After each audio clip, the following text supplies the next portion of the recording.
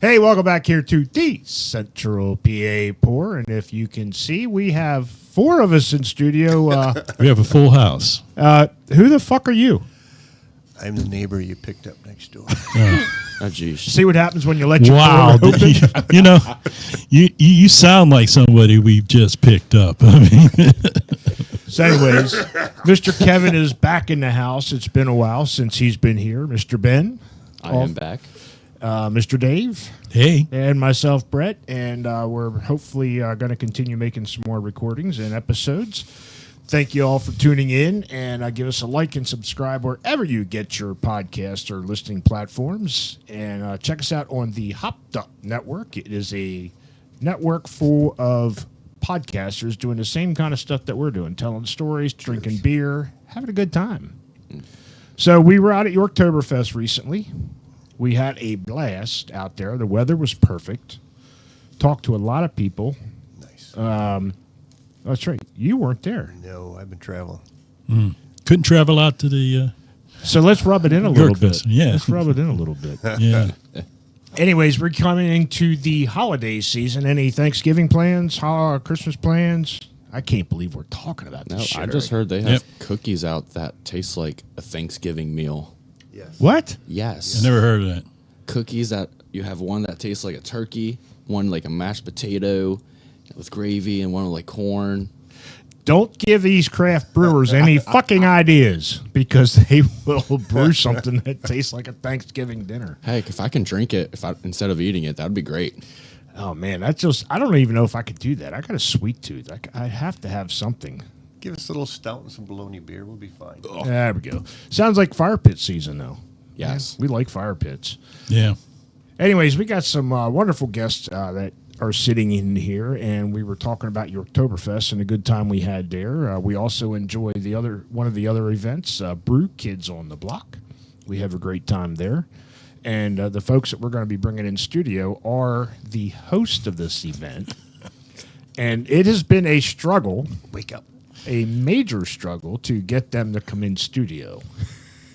Hey, welcome to the Central PA Pour. Yeah. We're excited to be here. Yeah. Matt and Kate. It's Do we have? it's the shiny things that are attracting him over there, you know. You know, sometimes I like to remind people that ADHD is very real. Oh. So you were with Crocodile. I just flubbed that all up. Crocodile. Crocodile. Crocodile Dog Marketing. There you go. How did you come up with that name? And actually, I watch these boring shows, and the crocodile dog was actually an animal at one time. It's an extinct animal from what I saw in one of the Nat Geo shows. That sounds like absolute bullshit. It may be. It That's may crazy. be. But you know what, Matt? It was on the internet, so it has to Gotta be. be Has to be Yeah. true. Yeah. Got it. Yeah. If Google says it's true. Can't argue with that. We're like AI says it's true. So where did the name come from? I know exactly where it came from. So every year I go on the same trip to a place called Eagles Mirror, PA, and we go for 2 weeks. And I don't know how to describe it other than if you imagine the town that exists around the movie Dirty Dancing. Okay. So that, up on a mountain, lake, you know, rich people doing their thing. I'm not rich. So that's what I was going to say. Why are you? Yeah. Is that why you go? We go they're up like before local. the season when the help is opening the town. And we enjoy it. And at the time, this was probably 2007 or 8, we were probably all there, probably like 20 of us. And my friend's cousin, she was maybe 12 or 13 at the time. She's the youngest person there. All the rest of us are drinking age. And we sit down at a table. And I don't know if we created this or if we heard about it somewhere, but we were playing that game where you write a sentence on a piece of paper and then you pass it to your left, and the next person has to draw a picture based on that. Oh, okay. And then you fold the sentence down and pass the picture on, and then the person has to write a sentence of what they think that picture is, and then it's always, and we called it lost in translation. And so you would just do that until you ran out of paper. What happened was there was a bunch of us degenerates at this table and one 12-year-old. And so the person right before her always had to clean it up. Whatever, like the person 2 down from her was always trying to just send the most insane stuff. And so the next person right before her had to clean it up. And there was just this one picture. I don't even remember what the original sentence was that started it. I have the piece of paper at home somewhere. And it was just this dog like eating cereal or something. But when it got to her, she was just like, oh, well, this is a crocodile dog and it wants some soup. And so it said crocodile dog wants soup. And I'm like, this is incredible. And I kept it. And then when I created my photography company, it was Crocodile Dog Photography. And then right afterwards, we needed a name for the marketing thing that we had to create for the festivals. And I was like, well, let's just call it Crocodile Dog Marketing. Like, names don't mean much of anything. And then I made the logo, and it's the front half of a random crocodile I found on the internet and the back half of, I believe, Salvador Dali's like dash hound. Right. And no one has ever recognized that. And I'm like, all right, let's go for it. That's pretty cool. I mean, because I was like, where did the name come from? It had to be a drunken story for sure. Well, What he said, degenerates. But yeah. So were you smarter than the? What was that show? Smarter than a 5th grader? Yeah. So she was 12. Would you say she was 12-year-old? How old are you in 5th grade? 12. So were you smarter than the 5th grader? I mean, yeah. Okay, I'm just checking. So Look, she's a fine person. So as far as your photography and you transition to a marketing company, is this your full-time job, or are these just dabbling like us, you know? Yeah. Yeah. We just dabble. It was, I was still in college at that time going for programming and whatever. And I remember we were making wine at home, and then we were both officers, my uncle and I, officers in the Sons of the American Legion down in Glen Rock. And we were trying to figure out ways to do like fundraisers so we could, redistribute the funds, do whatever we do. And we were just tired of doing like pit beef at car shows and selling popcorn or whatever the hell we were doing at the time. And so we had always toyed with the idea of starting a winery, but none of us had a like big fortune that we were willing to turn into a smaller fortune. And That's a polite way of saying it. so we were like, well, we could do a wine festival. Like the only, I don't even Back know. in the day when people thought wine festivals made a lot Yeah, of I mean, money. there weren't, I think we started the same year as Gettysburg. Like wine festivals weren't really a thing around So here. what was the first festival called? It was Taste of PA, yeah. Taste of PA. And my uncle, he was like, hey, we're going to do this. And so he proposed the idea, and they started doing it. And one of the members put up the money to help make it happen that first year. And I remember him showing me, I don't even know why we were really talking about it other than we were both in the Legion at the time. And he shows me this logo that was so god awful that even as a like graphic designer at the time, I was like, you can't use that. You've got to give me a minute to try and learn how to do graphic design to make something better. And so I think like a week later I had a logo. I was like, yeah, we're going to go with this instead. And that's how I got roped into doing more of that. And then I had a predisposition, I suppose, toward graphic design, which was great because I had always wanted to be creative in my life and didn't have an outlet because I couldn't draw or paint or any of these other things. But the moment I started learning graphic design, I was like, oh, I'm into this. And I loved computers, obviously, because I was a programmer. And then it all went from there. So it was marketing, That's awesome. That's pretty cool. I guess. So that you kind of started with a wine festival, Taste of PA. And when is that event usually? Is it still annual? Yeah. I think it has always been in May since we started. And in fact, that first year, it rained so hard that there were ducks, like in the not joking. There's a picture of this. There were ducks in the middle of the event, and we learned a lot of lessons. Like we hadn't run festivals or anything up at that point, but we just we did the math because I was a marketing and nerd. So I made a spreadsheet and did the math and was like, well, if it hadn't have rained and we would have hit this number, I think we would have actually made money. And so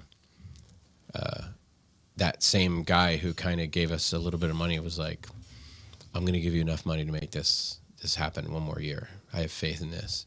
And we not only broke even that second year, we raised enough money to pay him back right away. That's awesome. So nice. that it was making money. And then from there, it was just us continuing to make a lot of money for the Legion. And then when they started having problems, we're like, yeah, man, we'll give you some money if you want, but you got to go non-smoking and stuff like that. So we started, kind of pushing our weight onto it. But Well, I think that's the thing that people don't know about these festivals that we do, but most of them operate through what we call a special I just saw that Bourbon County over there. a special occasion permit, which means we are supporting nonprofits. Right. Okay. And I did see that. It says 14 years, 7 festivals, and over $100,000 raised for our partner. Where did you see that? It's on your That's website. on your website, bro. Yeah. Mr. Programmer. Yeah. Which website? Probably one of the ones I asked That's you to so update. wildly out of date. Yeah, it's a lot more now. Crocodile it's- Dog Marketing. I was gonna say Yeah. when we first looked it up, it was pretty much bland. So Yeah. I was gonna say that might have been an old website, like you said. No, I don't think it is. I don't think he remembers to update that one. No, I thought it all went to the Reg Fox stuff now, but No, I'm gonna have to it take a doesn't. look at that. So you'll have to make sure you give me the correct Update website some because that's the numbers. one I'm posting is Yeah. the crocodiledogmarketing.com. Whoops. And that's where I found it because you Yeah. still had your Taste of PA there. Yeah. And then hibernation and all that's probably. Yeah, still they're on all there. still on there. Yeah. That's where I got the list. So besides Taste of PA, what other festivals, what other adventures is Crocodile Dog Marketing doing? Well, we went. He's like, I have to make myself a note to change the website. He's got to do that real quick. I know we mentioned your Oktoberfest. Yeah, so I think your Oktoberfest and Taste of PA are the longest standing. Taste of PA Yes. definitely the first, and then your Oktoberfest. And then we have Glenrock Arts and Brews, which is in Glenrock down at the Ruins, which they now own, which is always the first Saturday in June. And then there's Brew Kids, which we had as part of the Taste of PA weekend at first. It was like the Saturday night after everybody drank wine. I was going to ask that because when we first started coming here, Jason said he talked to you guys to Right. bring it back. So Yeah. explain how that all came about. Man, there were so many things that just happened there. I was gonna list all the failed experiments we did. No, but we don't have 3 hours for the that. Brew Kids thing was interesting. That was officially our first beer thing. It was at Taste PA. I wanted to start doing something beer to support beer. And since we were already renting the fairgrounds at their exorbitant prices for 2 days. Talking about the York Fairgrounds? Yes. Oh, yeah. That'll break you. Sure will. You want to do an entire podcast episode on them, I will drag that mud every day. Was that the one that was at the baseball stadium for a while? That was the That original was your York Oktoberfest. Oktoberfest was at the Yeah. baseball Okay. stadium for Which a bit. whole nother story there. But Brew Kids, we were like, what is something we could do? 'Cause we already have this space. We already have the space. So I was like, oh, let's just get a tent and have a It had a beer festival. dinner at first, didn't it? No, that was your Oktoberfest because that was your Oktober feast. Yeah, that was good times. Long story short, it was never really intended to be for the public. Oh, it wasn't. Okay. Yeah, Brew Kids was about bringing the brewers together, like all of the new breweries, and supporting that culture and getting them talking to each other and just having fun. And we opened it up to the public just to like cover the costs, basically. So there was always the first 2 hours of that event, the sides were still in the tent, and we were just in there partying and having fun. And then we would drop the sides and let the public start drinking So you to try can and see why pay this for is the a money. problem because you've met our brewers. But they, we would hang out in a big Can tent. hear that. I know. I mean it in a good way. They love to talk and hang out with each other, but so we would have a big. I'm like, most people are gonna be listening, and I'm doing hand gestures. A big tent that they were all inside, and the tables faced out. So you, as a regular person, would just be on the outside of all the tables, but the brewers could then hang out with each other, and so it quickly became one of their favorite things to do because they weren't just standing at a table talking to people who just wanted to drink or didn't really care about what they wanted to say. What beer do you got? I want to Right. try. What's the highest ABV? Yeah. They were hanging out with each other because they never really have the time to get to each Yeah, other's and breweries. that's So since we've been coming, you notice that. Like when we first started coming to Brew Kids and your Oktoberfest, we're lugging this gear and setting it up. Yeah. And it was hard to get any of them to come and sit because with us. usually it's one person by themselves. Shit, it was pouring hard all enough day. getting Matt to come sit with me for a couple minutes. Try to get him to work in the house. I'm kidding. He's actually very good at doing things at the house. I built a whole greenhouse this week. That was Let's for calm you. down. Nice. But it also was a really great way to build that community because everybody in the initial Brew Kids was under 5 years old. So we had like Liquid Hero aged out because they were one of the first one. They were the first one in York City. Mudhook. And then Gift Horse actually kept winning the Brewer's Choice because there was the People's Choice and the Brewer's Choice. And Gift Horse kept winning the Brewer's Choice, and we all kept laughing because at the time people would be like, well, their beer's not the best. It was like, but who helped you with your keg when it was broken? And who was the most jovial? It was always Jason. Jason. Yeah. So Jason kept when he had won, and he got to keep going because they hadn't opened a brick and mortar, and that was when the time started. So by the time they actually opened, they had over 5 years or close to it of Brew Kids awards and people who knew them from being at Brew Kids. That's awesome. Wow. I remember going downtown and probably walking to Liquid Hero Yeah.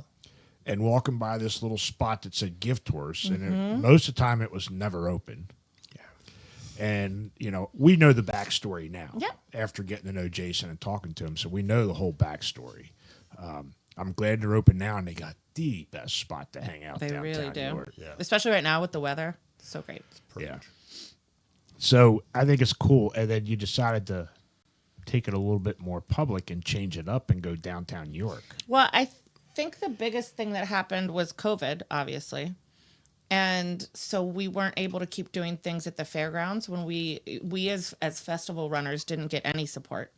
If you had an actual venue, you could get support. If you had, all these other things, if you were a full like performing arts organization, a nonprofit, you would get support. We got nothing.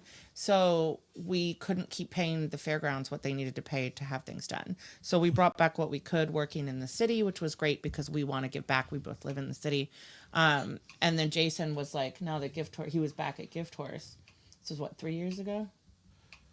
It's been a little bit longer. Yeah, than maybe that. 3 or 4. 3 or 4 years ago. He and Mick, when Mick came on board, Yeah. we're like, let's do it here. And then we made it an 80s, 90s festival. And I was getting ready to ask, I mean, the Nerf gun, whose idea was that? Yeah, that All right. I have to correct a number of things here. a number of things. A, it's a blaster. It's a Nerf blaster. B, it was 80s, 90s from the start. Hence, Well, yes, because of the name, Brew but Kids on the it wasn't block. people dressing up and No. the awards weren't based But on... the website was always like, I just wrote it in old school Yeah. HTML and put a bunch of Do you remember you know, the guy that animated sent GIFs us in an there. email and he wanted us to pay him to redo our website because it was so stuck in the 80s and 90s? Yeah. And I was like, bro, you missed the point. That's what we wanted. someone Thank tell you. that guy the Space So- Jam. Yeah. Thank you. So- Thank you. I think it's awesome. I think the last couple of years I've been ordering Amazon and getting like 500 or 1,000 of them coming in. Yeah. Oh yeah. The grandson loved it that first year. I got, he's like, ooh, his eyes got real Yeah. big. So we're going to continue the story, but we have a a sample beer here. This is from one of our guests that we had on. Actually, it was our last guest before we took our summer hiatus, Erie Brewing Company.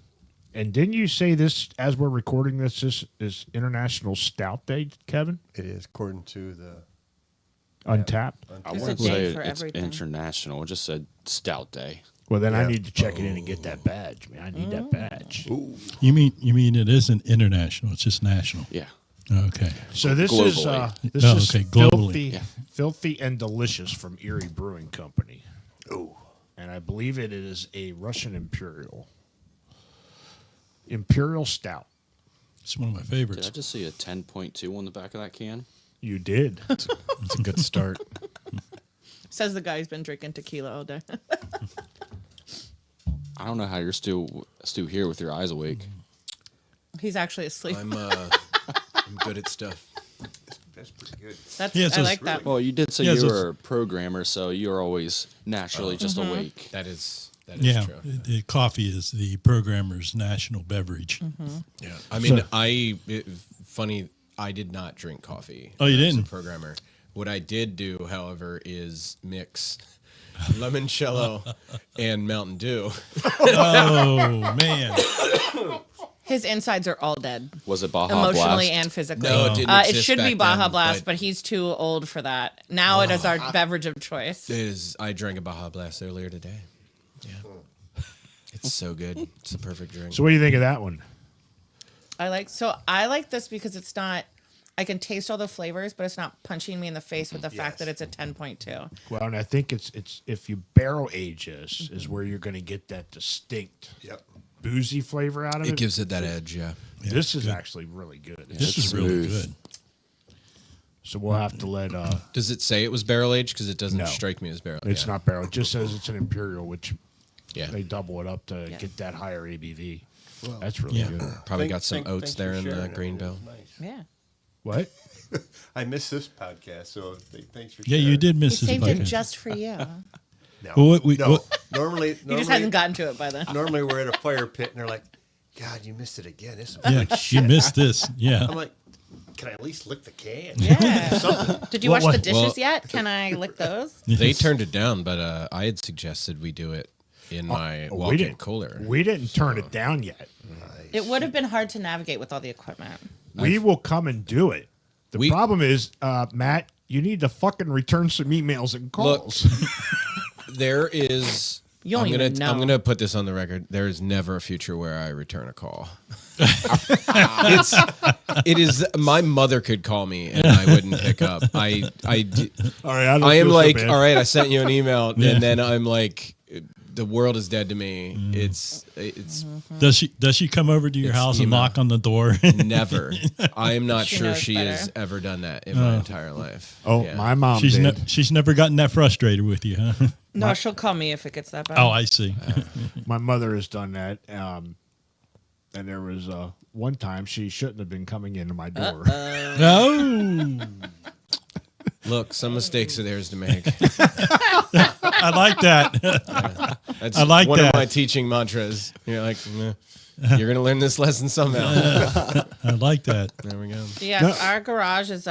You guys have never been to the garage? No, We've and heard so No. much about it. So though, over the imagine years. how many garage. years full of crap we have gathered. The glassware. If y'all want to do a break at night where we throw things and we break bottles or glasses, we have glasses that could Or a last. dime pitch. Can we Or shoot them dime with the pitch. Nerf blasters? Sure. Yeah, Try to but break 'em? nothing, you well, will it not depends. break We them. may need a couple of those, like the Oktoberfest or the Brew Kids. I only got a couple. Yeah, we Does- have years of them. We come free, so we don't get usually Yeah. partake in the free glassware. Oh, This well, year, you should ask me. This year you did. Yeah. This year Yeah. you gave it to us.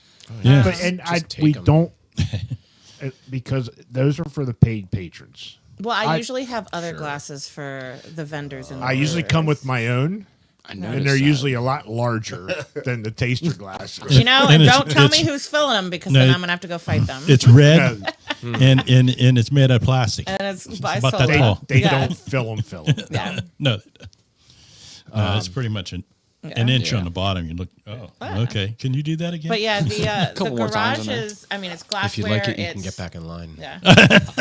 Tents. We have tents. So many tents. No, we don't have many tents Actually, a anymore. lot of them We are have to- broken. We have to re-up They on never those. think to check the broken tents before they put them back in the garage every festival. oh, We have a tent. lot of broken tents. We have a large broken tents. cooler full of the beer Matthew and Brian have been collecting for almost 15 years. Well, I just drank one from 2000 and So, what's some of your favorite? Kate? What's your favorite beer? If you like beer, what's your favorite style? What's your go-to? I'm an IPA girly. Okay. Ooh. Matthew hates IPAs, and one of my favorite things to do is when he isn't listening. So I order. I know you're shocked. He's not listening, and then I'll be like, I'll get my own flight somewhere, or I'll get myself a beer, and he'll say he doesn't want one, and then he just takes my beer, and without looking at it or breathing in, he just takes a gulp, and then he's like, no, no, no, no, no, no, no, and I'm like, well, that was mine. So I got this specifically for me. That's what I do with my wife, because she's like, I'm like, honey, you got to try this. And then she's starting to not trust me at all. Right. She gets, Well, I can't figure why. also, I Yeah. feel like if you're going to react badly, you should smell first. that's Yeah. it. Because sometimes Yeah. it'll be like, I needed to know that was a sour. Well, you took it. What'd A Sally lot of- call that one? Carpet mark. Carpet mark beer. Carpet mart. Actually, you know what? So we were at a bar with Jordan, and he was going to do some karaoke. I saw that gosh. video. They had it was Blockhouse. It's a Pittsburgh company. They had it on tap. It was a pumpkin ale. It was really good. I do love pumpkin ales. I And am guess- a basic bitch. Guess who ordered and drank a pumpkin ale beer? Nice. Oh, really? All right, Sally. Wow. I about had a coronary. My wife ordered a beer and actually drank it. Was it straight pumpkin beer? Or was it the spicy spice? It's like It was like a the pie. very. It tasted like almost like Emery's from Scrubbies, his pumpkin beer, and then they rimmed it. with the cinnamon sugar. That's how they got her with the So- cinnamon sugar. white. But Oh, it was really? really good, and I was powder. really shocked. And by the way, Jordan can sing. Yeah, he did a really good job. That was actually my Oh yeah, follow-up he has been getting better. he started. They had karaoke and nobody was singing until he went up. So he got people to clap.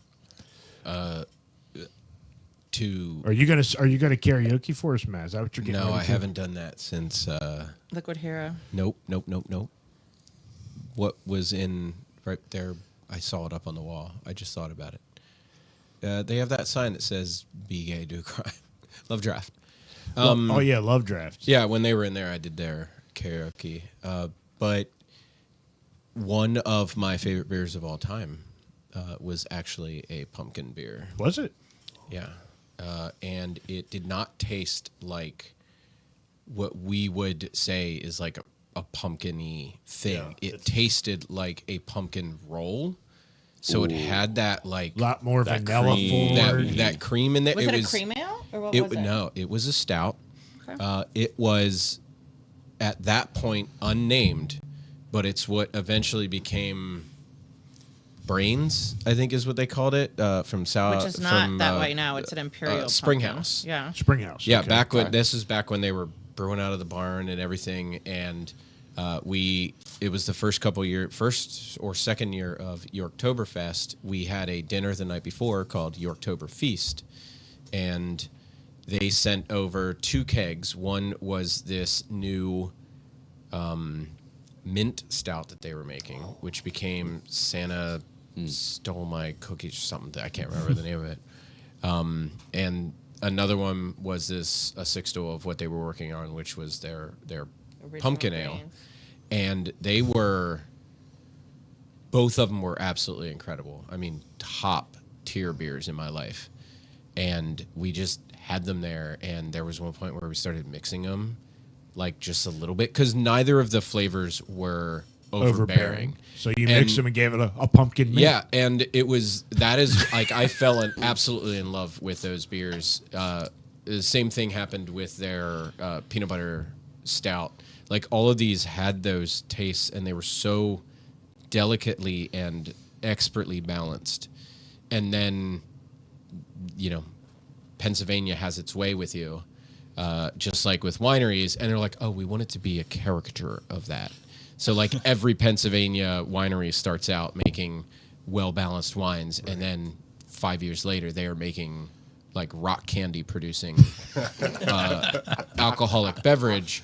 And it happens with breweries too, where like they're just like, hey, we make this peanut butter stout, and you're like, oh, now we make peanut butter that was stored next to stout. And like it, I mean, you follow the market. I'm not going to dog anyone for that, but they were. I would still say that's one of my top 10 beers of We all also time. have It a was so lot good. of the Springhouse Skull Society stuff. He, for a chunk of time, had 4 memberships. 5. Oh, I'm so sorry. Oh boy. And we would go in there, and you were supposed to get like a sample as you pick up your bottles. Yeah. And we're like, "Hi, we're here for our 5 memberships." Each. No, it was just me. Yeah. She So didn't pay. what was it? Is that like their rendition of a mug club? Is that a keg straw up there? What is that? No, it's a It's a lightsaber. light. Yeah. I mean, So from here it looks like their a keg straw. Skull Society is similar to what you'll see a lot of breweries do. It's not necessarily, it's not based on glassware or anything or coming back in. It's buying the bottles. So when they release the special thing, you go get the in. first- You you get get X first number choice, of yeah. them per year. Not even first choice. So he They wanted save to 'em. do Yeah. some like experimentation on barrel aging, and so the first ones like are handwritten labels where they took Mm-hmm. a sour and spontaneously fermented it on like red Zinfandels and raspberries, and I there's all thought you were kinds going of to weird say ones. spontaneously combusted. Yeah, it. that Yeah, too. that would that would be fun. A lot of it's a lot of sours and a lot of stouts. It's a lot of stouts. And yeah, the stouts are all, each one's different, like chili barrels, Pappy Van Winkle barrels. Like they'll add chili in there with the barrel or something. I don't know. So, do you have I'm a, clearly a maker She's of an beer. expert, yeah. I'm an See that. expert. Do you have a favorite brewery besides the Spring House you're talking about, like in York County? If you say Coors Banquet, in I'll your kill count. you. See, you added that qualifier on there. I would not answer that question. I wouldn't answer that. I don't mean, think like that's us, when we go in, there's a couple. It's like, okay, well, I got to go at least here Right. and here, and then the next time it's like, all right, I didn't go there, so I'm going to go there. Doing what we're doing, I feel a little obligated to at least visit once in a while to see them all. I'll answer the question for me. Go ahead, Kate. So I will go anywhere and try anything. Same here. You can't have a favorite child, can you? You're not and- supposed to say it. But I'm not you. I'm technically Crocodile Dog Marketing adjacent. But I love Collusion. When Jared opened and he and Ben were doing all that stuff, we had a chunk of time where we had tried every single beer for like the first 2 or 3 years that they had ever made. I love what they do, and I worked in Royal Square and ran that neighborhood for a while. That sounds like I'm in the mob. Kind of was. And so I got to go there every day after work and just grab my free sample because Matthew actually did the branding for the Colluders Club. So like that holds a like place in my heart. Okay. Everybody who is in town, I feel like they have a beer that I like, a thing I like about them. But like Collusion is a place where I'll go and like everything they do very well, even if it's a thing I don't like. So like I'd taste an oyster stout and be like, but I still know it's been made well. Yeah. Nope, I just seen that oyster stout and I avoid that like plague. But if it's about like It's atmosphere, brewed with the we're- shells, not the actual I know. oysters, guys. But if we're talking atmosphere, it's Gift Horse. We're a Yeah. block away. We live a block away. I go there every Wednesday. So if you want to come hang out with me, I'm there every Wednesday with my friend Trisha. It's called Kate Date. We play music bingo and we sit outside and drink beers. So we're going to put that on the podcast, and we're going to put it up there. Kate Date Wednesday nights at Gift Horse. Gift Horse. Music bingo. I used to go and just sing all the songs. Yeah, he just Very loudly loudly. sings in the background. Music bingo. What does that conclude of? Never Oh heard well, of that. so actually, I lied to you. I just She's straight lying. lied to your face. It Yeah. used to be music bingo. Now it's music trivia. Music real piece bingo of crap. was you got Right the, up your alley. there you go, Dave. Yeah. Oh yeah. Just don't come play because I'm winning right now. oh. I've won every week, so every week I'm there. But the bingo was a card where you had all your things, and then as he played them, you'd mark them off. But then he would tell you what the songs were, so you didn't really have to be smart. So Matthew bullied him into not doing that for a while, and now it's music bingo, or sorry, music trivia, which is more. I'm way worse at that. So and she has Kate date. Are we gonna have a Dave date? Yeah. That sounds funny coming from you. I'm sorry. Hi, big boy. Oh boy. Oh, jeez. I've been She's- gone a she's little po- while, and what's been happening? I'm like, Yeah, guys? she's He- probably going to have like, my she's picture gonna- at the door. You don't let him don't in. let him in. Yeah, don't serve this guy. He's a cheater. That's the problem. I mean, like with us, we're getting to know them all, Right. And we become friends with the majority of them, and it's hard to say. Oh yeah. You know, like we say, oh, we're gonna go there. We Yeah. got to come visit you after we're done our episodes.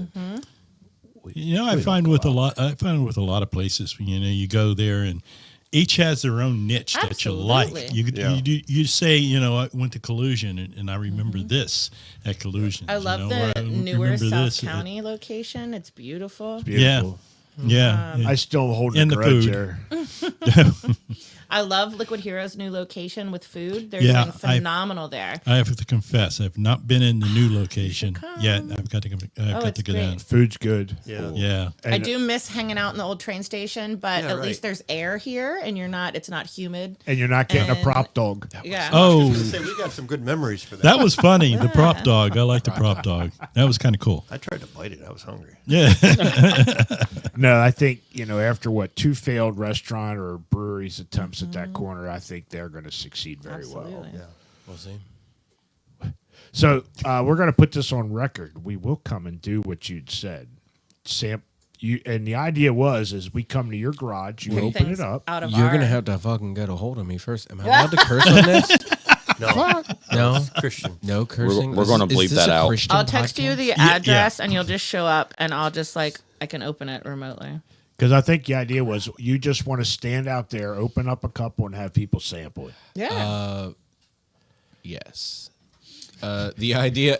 I feel like it's We did less it funny during now COVID. than it was at the time that I created it, because there was still very much. And maybe this exists and I'm just out of it, but like that culture of people finding these crazy beers and drinking them and doing pictures and blah blah blah and checking in, and I just got out of that in COVID. And I was He like, was I don't- too I don't popular give a on crap. Untapped. He had too many check-ins. Yeah, I had to wait for badges to be created for me.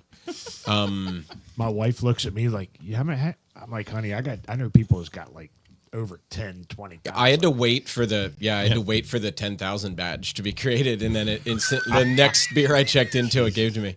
I was literally like, I've called and talked to the owner creator of that company once when he screwed something up real bad. That's a whole different We story also with worked hibernation. them, during hibernation, Yeah, we worked that's- with them, and they that's what it uploaded us was. as an event so that you could just go to the Yeah, event we and were check in all the testing beers. stuff It was out. great. So your Yes. events are on Untapped? Oh No, no! but the But back they in the tested day it when we with were testing those hibernation. ideas, yeah, Okay. and then they messed something up really bad, and we had to deal with it live. personally.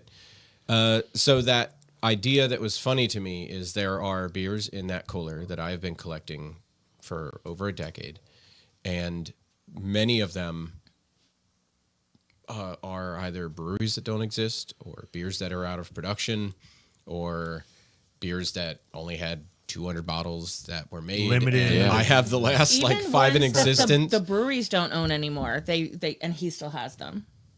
And the idea of We need to do that, Matt. yeah, well, and it's the idea of people coveting those beers and seeing people check in. And I just find it incredibly funny, the idea of you just sit at that cooler, break out one of these crazy rare beers, and whoever walks by on the alley Here, drink this. just gets to try it. Yeah. And there are people listening to your podcast that are like, I've never even seen that bottle in existence, and you're just handing it to a dude walking by on the street, and he's like blazed out of his mind and doesn't care, and you're like, hey man, you want to try friggin' 2014 Utopias? And you're like, or whatever. Probably some just fresh 21-year-old. Yeah. Actually- We ID at the garage door. Here we go. Speaking of that, the 25 Utopias just came out. And Dude, did you see the price on those bottles? yeah, I did. 25. So I've been contemplating this for the longest time. Like, damn, it's a lot of money. But I came home after the 25 was released, and I already talked to Sebastian at Westgate. I knew he already had a couple bottles, and he had a 2023. Dude, they got so much distribution on those bottles this year. So he said, I talked to my wife, I said, look, I want an early Christmas gift. She goes, how much? I told her. How much was DJ selling it for? 3. Was it okay? Yeah. No, the 25's $384. Yeah, I was like, I don't know why the older one was cheaper than the newer one. It doesn't make So any sense. she gave me permission. Wow. I went in and I was in there and I told Sebastian wasn't there, so I called him and I said, all right, I got permission. Which bottle? He said, take the 23. Yeah. He said, I think it tastes better, and for the extra money, it's not worth it. So guess what? I got a bottle of 2023 Utopias. We did that at a hibernation, me too. didn't we? Do you have one? It's either 23 or the one right before it. But, she's like, how much for that beer? I'm like, oh, they are limited release. They only come out every so often, and every one is a different, unique beer. It's funny because after you had mentioned that last week, Did you go buy the 25 so we can sample them side by side? Yeah, we could do Yeah. a comparison. Bring it out right now. Also, we can do how many bourbon counties? too, Dude, if you wanna do that. that's a whole different story. I know. but We have 2 bottles of Utopias in the cooler. I think both are unopened currently. And as soon as I saw that bottle, I saw it out in East York at a, what's it called? A beer to go, beer Stogies go. yeah, I know you're Whatever Did it's you called. just have a stroke? I can't remember. I can never remember Apologies the to name of that people place. who've had strokes. It's where Ed works. And I was like, this is insane. Because it used to be like $1.99 or whatever. its And prices I was have like, gone up. oh. And back then we were like, why are we buying this? Yeah, well, no, we got it, and Yeah. that was one of our one of the very Special first VIP things pour at we hibernation had. of a You could Utopias. just buy a 1 ounce For pour $20 of Utopias, and I was like, look, we're not making any money on this. I just want people to be able to try this. So we bought a bottle and we sold it exactly at cost, and people got to try it, and that was cool. Pretty cool. But as soon as I saw that price, I was like, I should just sell the 2 bottles that we have. Oh my If God, I you can make get a lot. $300 for these, You should I'm sell gonna. everything in there.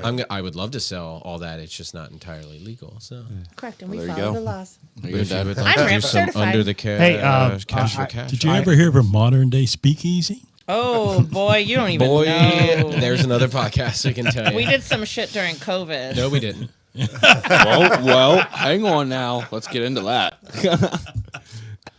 Maybe there was a place people went if they were Where everybody No. knows your name. We ran a legal. after hours suggested donation only Establishment. event.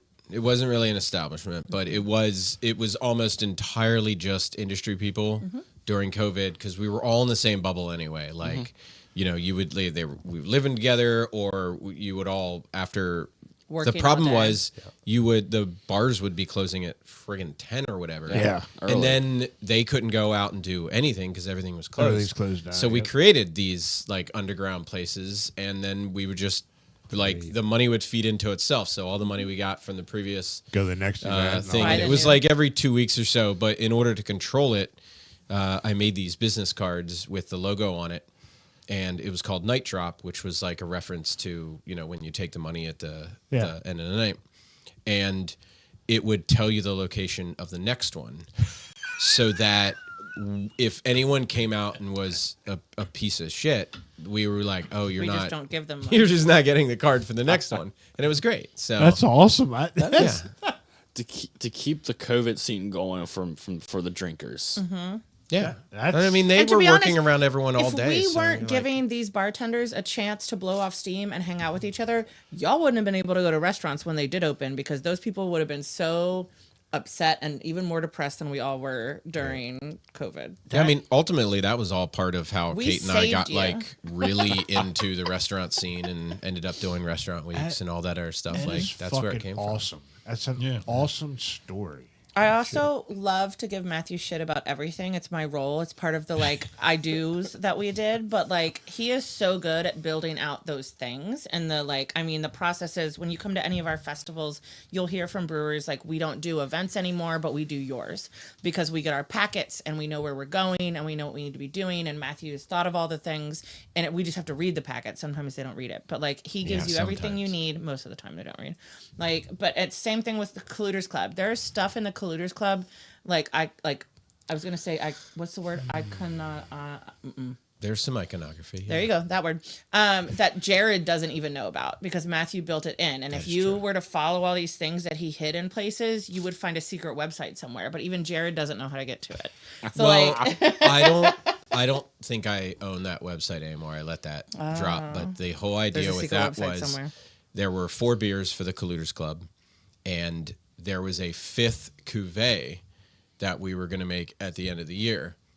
And if you followed all of the clues, you would start by finding something and it was weird, and it would lead you to this website, which was just a chatbot that I had programmed. And it would ask you a question, and then your responses would lead you further down the rabbit hole. And as what? Stay off the that table. Wasn't, no, when you pound the table, quit it. That's fun. No. Anyway, Squirrel. Do you want some bongo music? Anyone have an Adderall? It would. I've been thinking about spiking his drinks. There were things hidden in the artwork that's up. I made a fully wrapped skate deck, which is at Collusion, that has a clue in it that is actually the clue that there's something going on.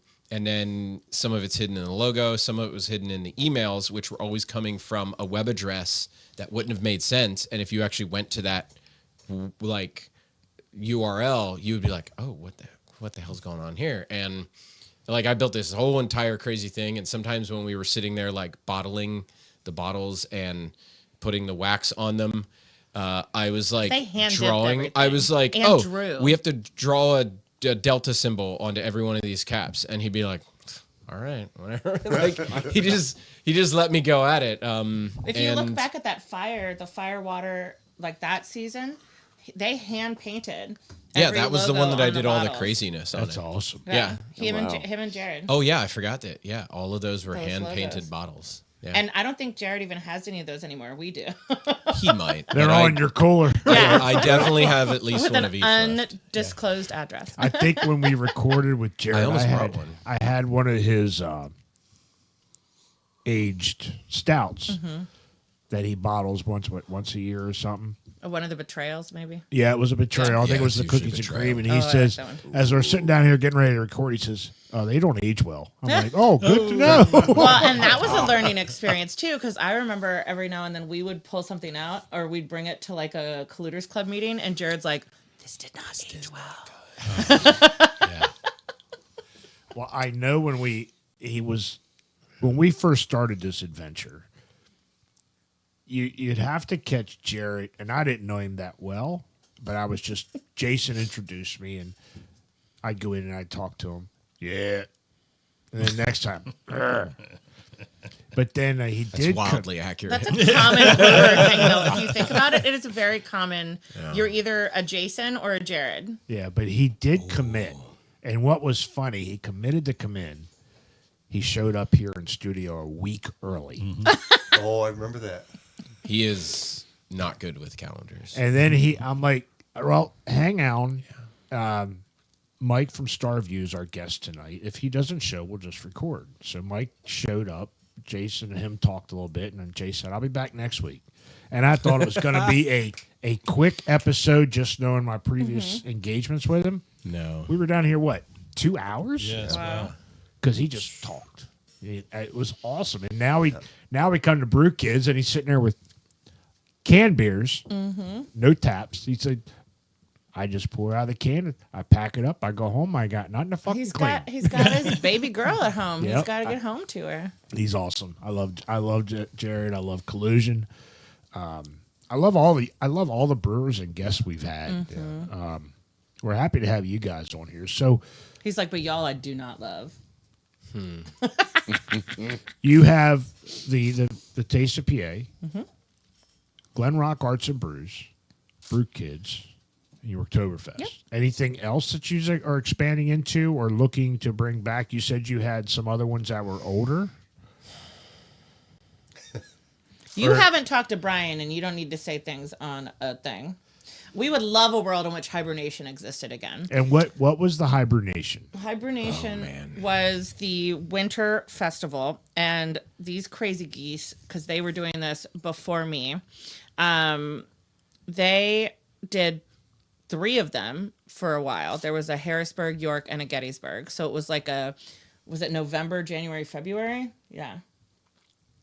So that's probably one of Yes. the older ones besides PA Taste of PA. It's No. older than Brew. No, So Taste BA came first, and then a couple years later, maybe I don't know, 3 or 4 years into that, Brew Kids was added. we added Brew Kids, and then immediately after that, we started on. Yorktoberfest, which came out of a joke in April I of that love year. your Oktoberfest. Me too. And that was originally called Wine in the City, and that there's a whole dumb story behind that. But then, so that was oh, we got wine, can we add beer? Then we added beer. And then I was like, I wonder if I can just do a beer fest. And again, this was like beer This fests. is before beer were- fests were ever a thing. Yeah, I don't even Now they're know. all over Maybe the place. Ceilings I don't like Grove? to give them credit for much, but they were No, we really were on ahead it. of everyone when it comes to the beer and the wine. I think festivals as in far this as wine, region. the only one that existed when we had started up was Gettysburg Wine Festival. No, because that was the same year. Oh, it was the same year. Yeah, Okay. I think the only one was the one down in Merriweather. So you had to go the whole way down there for a wine festival. Beer, I don't even know. I think Ceilings Grove existed at the time. And a lot of that had to do with the ambiguity of PA, mostly PA. PLCP laws and stuff, and people not really figuring it out.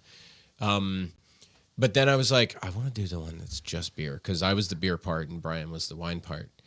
And so I think we decided that we were going to do a beer festival in November. And then hibernation happened by February. That's how quick that turned around of yeah, we can do this. And we did it, and it was great. And those are some of my favorite things.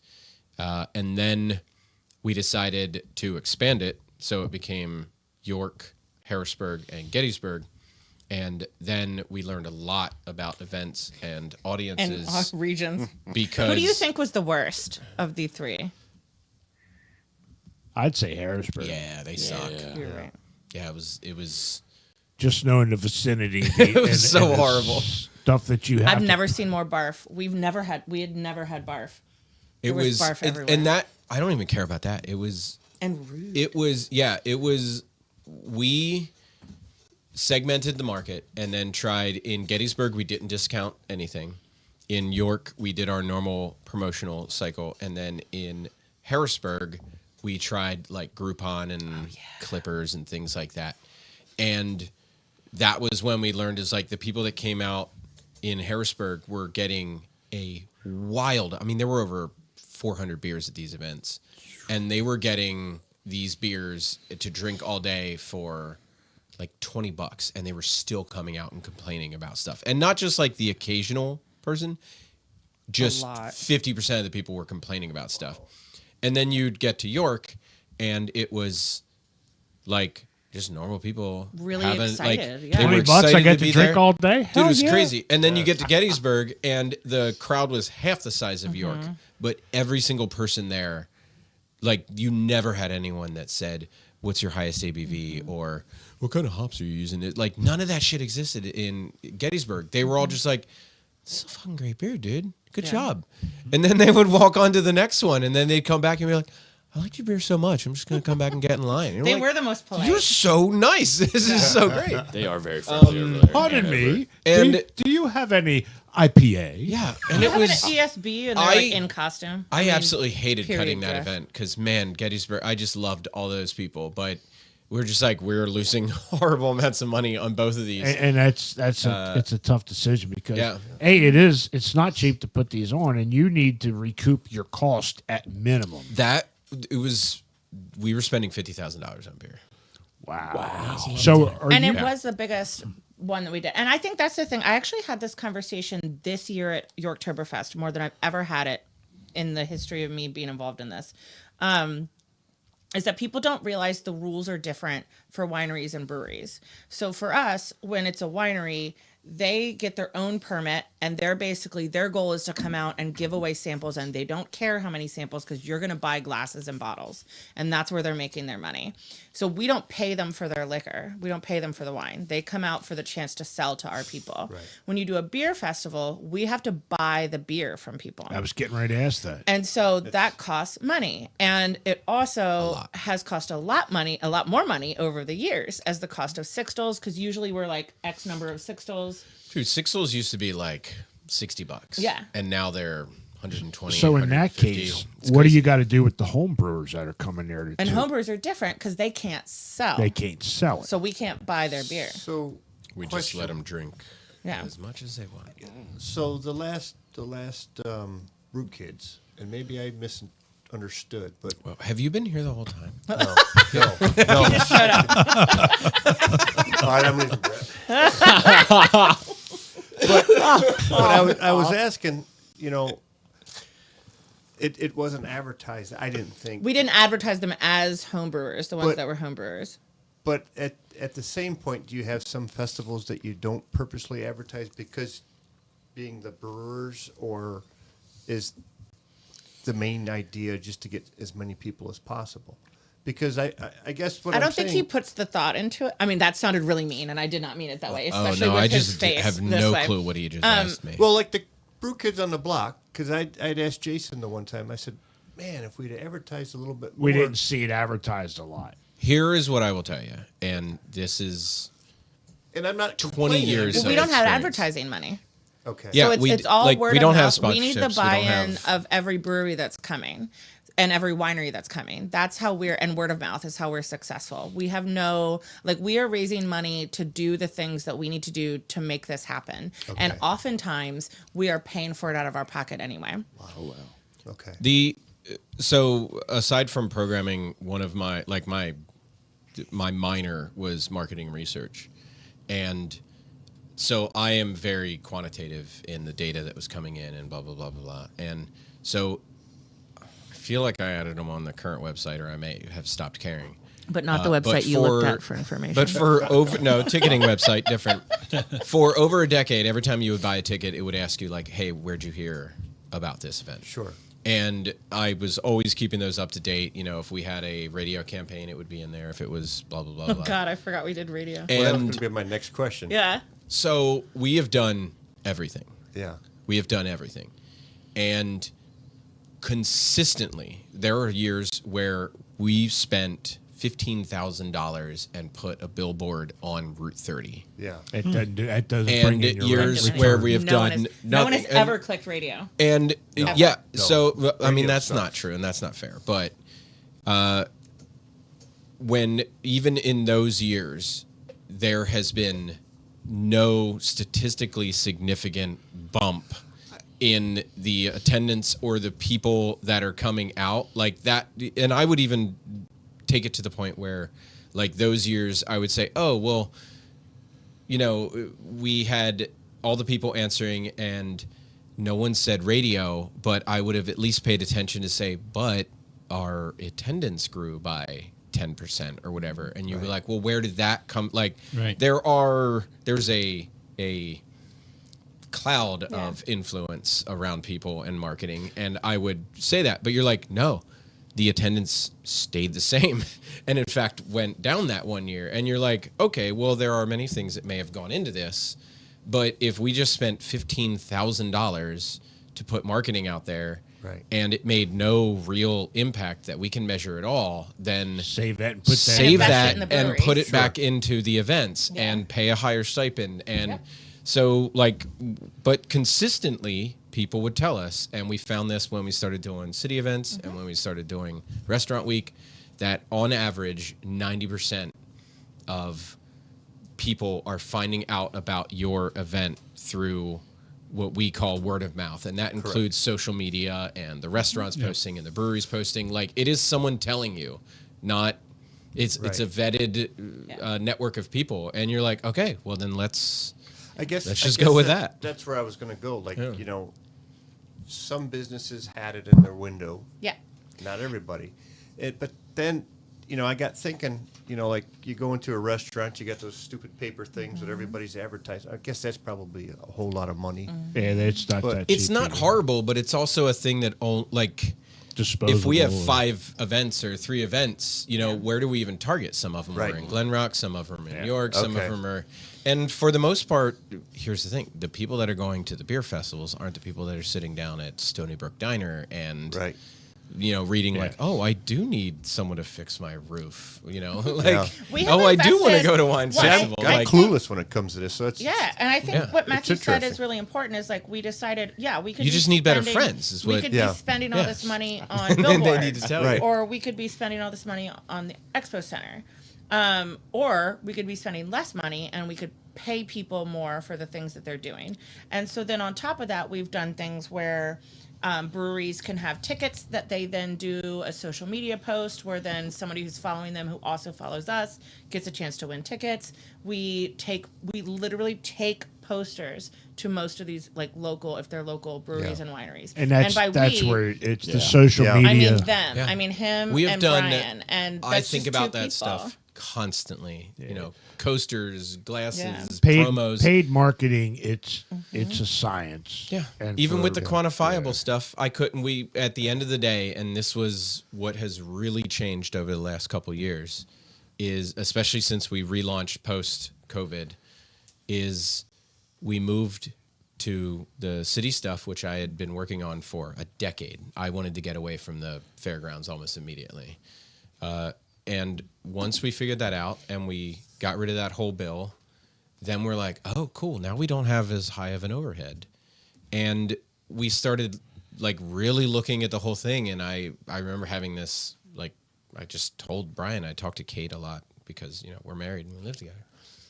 But then That's eventually, another thing just to remember. Brian is the other brain in this. Yeah. I'm I was just gonna- their people person because around the time they took over what was then Food Truck and became what the food trucks, they realized they needed a third party who could deal with people and be polite. And that was me. yeah, she's the buffer. She's the people buffer. I'm the people buffer. That's my official position. And this was last year, I think, when I finally said this to Brian, and I was like, I think we should stop. Like, let's stop trying to create new festivals. Let's stop trying to, squeeze every sponsorship we can think of. Let's stop trying to, tear ourselves apart trying to think of different ways to reach people, and just say, what if this is our crowd? Mm-hmm. What if these 700 to 1,200 people are the people that are just always going to come out, and we'll have some amount how of do we make attrition them and do some well? amount of replacement, and just say, okay, well, let's balance the festivals for those people and make it the best possible And make them experience we better, can. yeah. create And an Like the experience. VIP Yeah, area. and just get rid of all the other stuff Yeah. that we're spending all this time to make marginal gains sometimes, and say, nah, man, I'm going to spend 20 hours thinking about how to make a VIP experience for 40 people that are truly going to enjoy it, And they do. instead of trying to figure out how to get 40 new people out. Right. And like, we've done it. And every year now we're at that point where it's like clockwork. It's almost the same amount of tickets. Yeah. I think when we looked at last year versus this year, we were off by like $50. Yeah. And it was like, you're just like, that's it. And it was like, these are the people. Let's do But it. I think on Let's top enjoy of that, it. because I think the thing that they also forget a lot I'm out of beer. is that you should go grab the Abraxas. Well, we're gonna take a break. Here, so I think the thing that people forget is that Matthew and Brian have been doing this for a very long time. Like we said, like before these things became like cool things. And not only have they made it work, they've made it work with shoestring budgets and two family members who, let's be honest, we've seen them don't always get along in the mix of everything. So like the work that they're doing to bring these wineries and these breweries to the forefront and create a good experience for people is phenomenal in general. So to focus on what they do and what they do well, get rid of the fray. But then they're also willing to say, like when Jason came to us and said, what if we tried to do Brew Kids and do it here? They said, okay, let's do it. We'll give it some years and we'll figure it out. And if somebody reaches out for the Ruins, because they own Ruins Hall down in Glenrock, where we run Glenrock Arts and Brews, if someone has a community event that they want to do there, we don't charge them. We say, if you make money or you're selling tickets or whatever, make a donation, because the donations help us pay for the security cameras, the trash pickup, the porta potty that's here that you can use. But we're not charging people. There was a York College just did a music event on Halloween, and we didn't charge them because they brought down a couple hundred kids to listen to music all night. And it was like Matthew's like, that's new to me. I run the Ruins stuff. I handle the Ruins.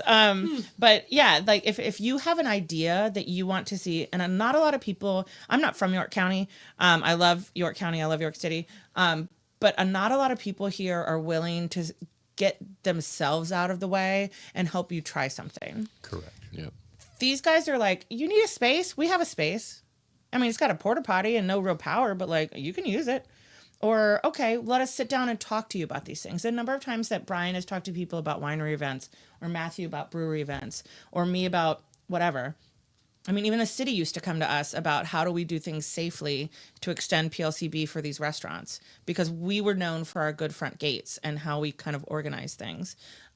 We're willing to sit down with anyone and help them do it, or offer what we can to make. I mean, we lend tents out constantly, the ones that aren't broken. I was going to say, is that why they're all broken? Maybe.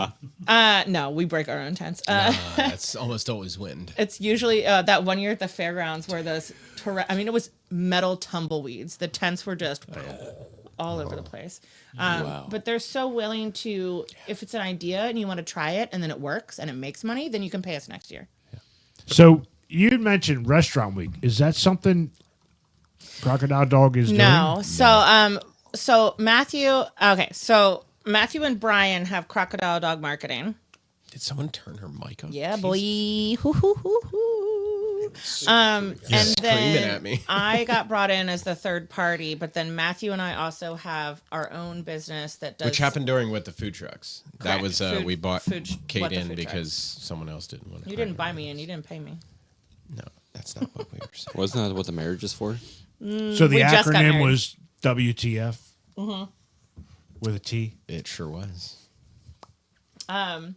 And so Matthew and I do a bunch of other stuff that is often food and beverage related, but it's city-based contracting. That's just us. So he's still thinking about WTF. No, I was just thinking like it had a more ridiculous original name, and it was Hungry Hipsters. Yes, that we do And have there was a logo. For a that. There was Yeah. a logo for that too, and I was like, this would work in Philly. But I don't said think no. it'd work in York. I said no.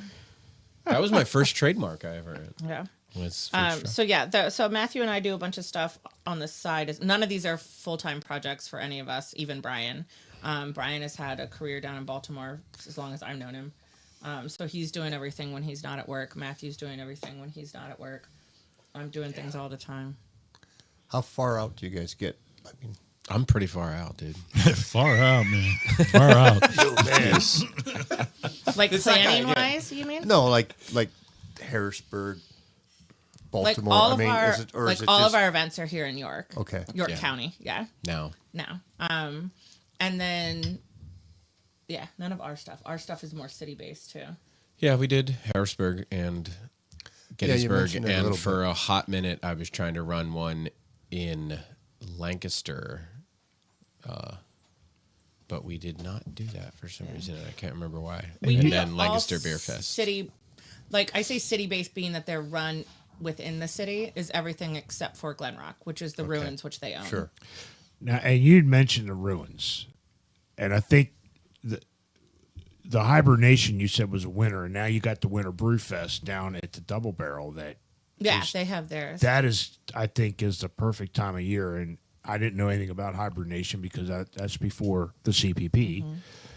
But you had mentioned at the Winter Brew Fest about this Ruins. So you purchased that area. Is that what I'm getting at?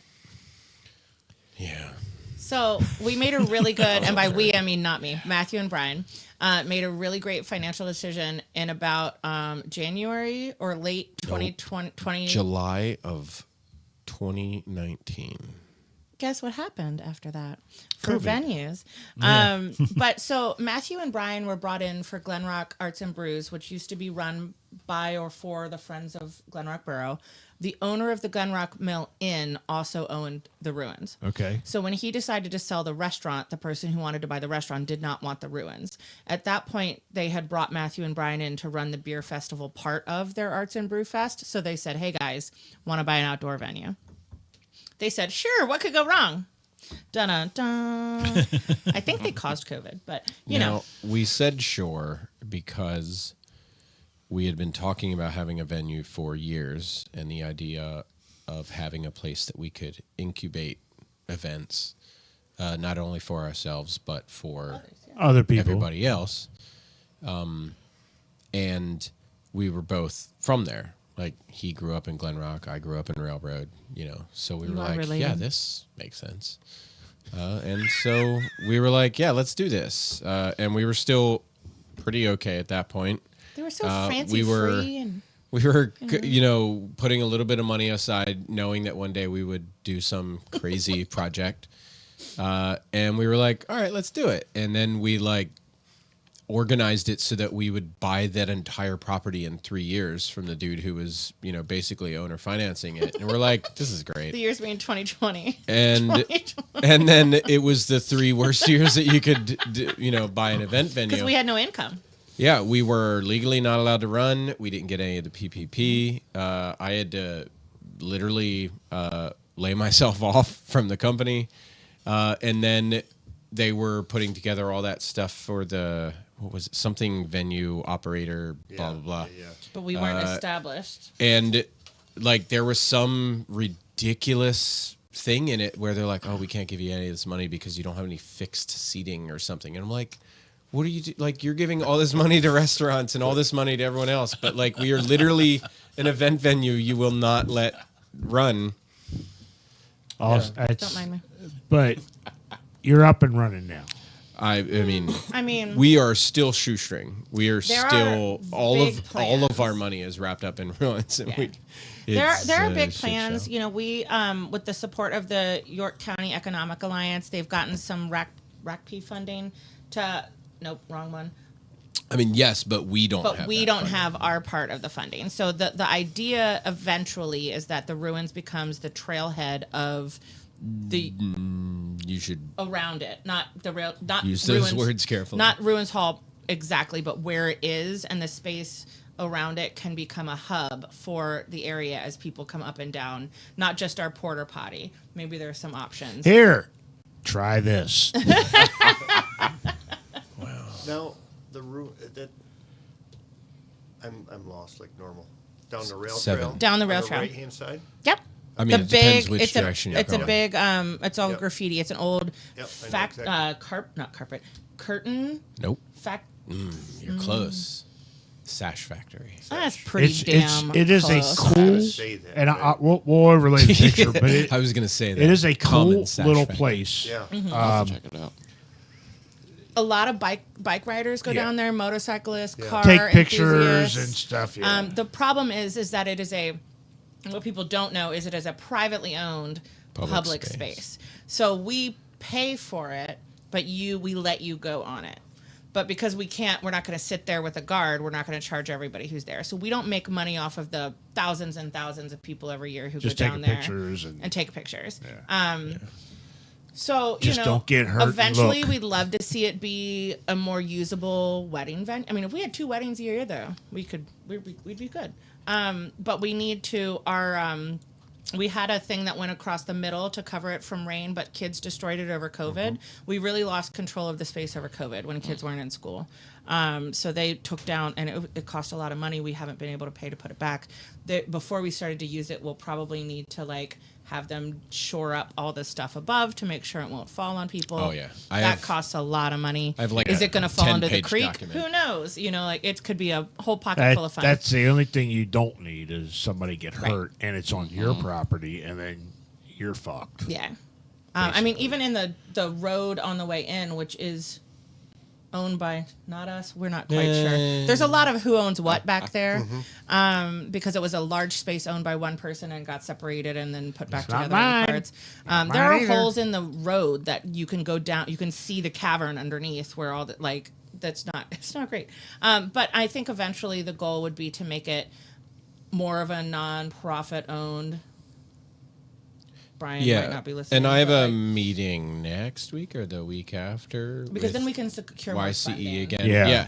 You get some state funding or federal funding. They got the trailhead money to improve the whole area. project, and it's the master plan for Glen Rock, and we are at the center of it.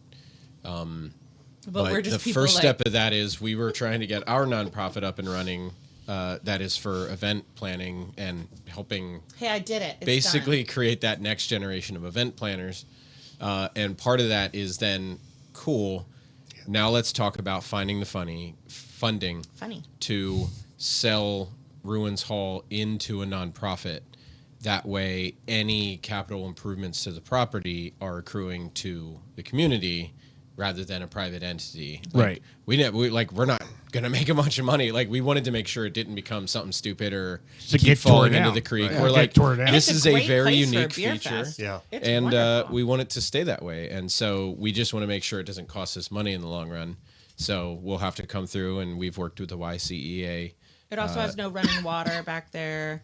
So, like, if it's a wedding venue, we need the ability to, there's just a lot of. If you're going to go that route, you're going to need power, you're going to need Yeah. water, you're going to need facilities, and that costs a lot of money. That's what I was going to bring up. Like, did you guys have something in plan to have like a certain venue in the future of Yes. doing beer festivals or festivals you guys do? You've been doing that for years. You had. Oh, I made a whole document that was like, here's what it used to be, here's what it is now, and here's what my medium and long-term plans for it. You didn't buy a private space to host all your Well, events? they thought about besides that. A just lot the of times, ruins? They thought about there were these random properties over the years that were like farm-based or just Oh, yeah. grass-based We had been working things. on it for a long But then time. you're going to need to also put in water and power and parking and facilities and Which cost a lot. So then I think it was around that time you guys had maybe one or two places you had been looking at or had considered, and then the ruins came up, and it was like, well, this is kind of already. Well, a we knew venue. it would never be big enough to run any of our big existing events, events. Right. It It'd be was like a more six- this is an opportunity. It's owner financed, which made a whole difference. We didn't have to pull a bunch of financials and do a bunch of stupid stuff with that.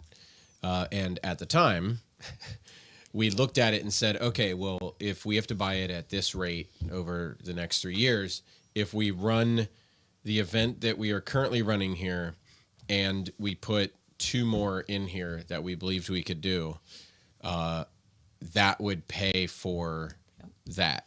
And so we were like, cool, for 3 years, it's just all going into equity, and then we have it, and then we can use that money afterwards to build up a fund to then do the improvements along the plan that I had written down. And then obviously all that went to shit, and then we never did it. But So- that's the thing we've been missing in this area that they've been so attuned to over the years is if you want to have an outdoor event in York County, for a long time your option was the Expo Center. And it's either too big or it's too small, and either way it's too expensive. Way too expensive. And Yeah. you have to use their rolls Dude, and they their suck. water bottles I'll just say and their that. food vendors, and you have to jump Yeah, through you all can't these even give hoops. away water. yeah. Really? They're going to charge you $5 for the water. Yeah, they're like, oh no, you need to buy the water from us. Buy the York Fair so that we can branded slap water. a label on it so that you can. And give it away. is And you're like, Wi-Fi I'm not included doing in it? Sure, but we're not going to give you the pass. There's so many hoops. And so they had identified that very early on of like, where else in York County can we do these things? And so they were always attuned to that. And the ruins can hold up to, on Glen Rock Arts and Brews, it's 500-600 people at times. I mean, we used to. I mean, you can do. Well, the problem is that's over an amount of time. Like we've Right. done Yeah. 1,200, 1,500. Yeah, like but coming you're in not and out putting them throughout all the in there day. at the same time. So, like, we now have a space that people can use. Say you're a nonprofit that wants to do something outside.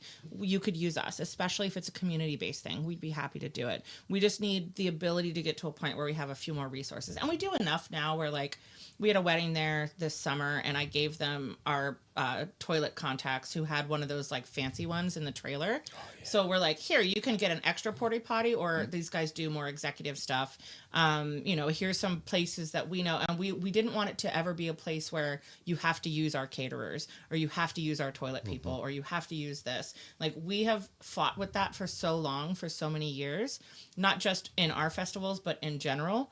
For me, working in nonprofit spaces and running events as well, like, don't give me a list.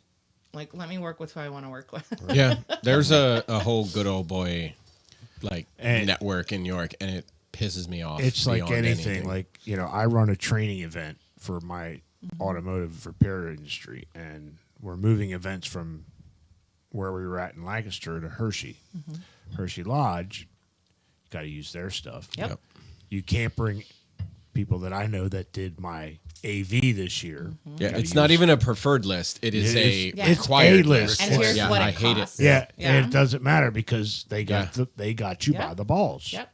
If you want to host your event there, and I think it's great that you guys are doing that and giving people the option to outsource and get their own. That was always. I mean, it was Always your the guys' entire motto. point of it. And there's a whole section of that outline of what this event venue would become.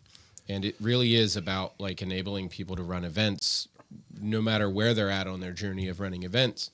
And it's like, oh, you could come in and rent the space and do whatever the hell you want as long as it's legal.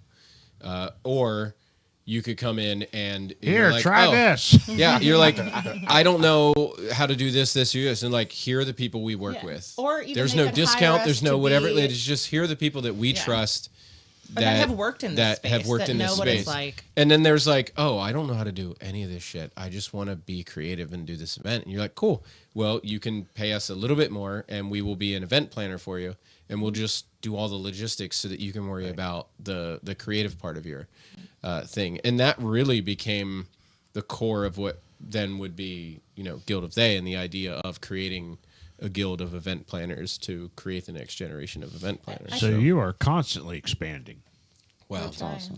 Well, and I think that too, the Guild of They, which is Matthew and my nonprofit, that's new, really started with the idea of the work that he and Brian were doing. I mean, just looking at the Yeah. garage, which I keep joking about, but like the number of times someone says to me, I need a tent, or I need one of those A-frame plastic things for my, and we have 9 of them. do you have like Like- a bucket full of, ratchet straps? You're like, yeah, Yes, man. yes, yeah, we do. do you need a Do we bucket have full of a ratchet weird straps? bag Yeah. full of extension Stop on cords? by We and sure grab it. do.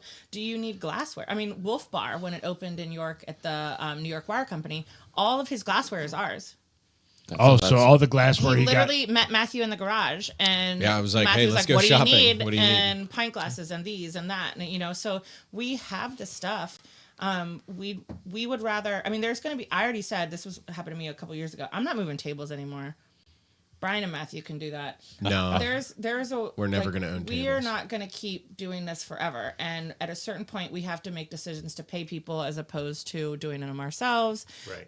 And eventually there's going to be a day where both of your shoulders go out because it's hereditary. And we're going to need more help to do things, or the next generation of people to do things. And we've always wanted to. And even in the work that we do with, graphic design and website work, Matthew and I do, I don't want to be running your social media page forever. Like, I want you to be able to go back to your board and say, this is why this is important, because we hired these people who aren't here every day and we had this ROI. Imagine what more we could do if we put a little bit back into this. That's good. That's awesome. So that's the one festival we have yet to get to. It always winds up on a date none of us are available. It's always the first Saturday in June. Yeah. Yeah.